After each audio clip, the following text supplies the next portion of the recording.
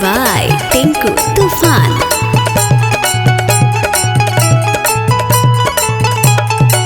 मिलेला बोलियो त मिले नहीं आईनी गे पिया के मोबाइलवा से कलवो न कईनी गे। कैसे करती है? ए जान बोल ना। मिलेला बोलियो त मिले नहीं आईनी गे पिया के मोबाइलवा से कलवो न कईनी गे।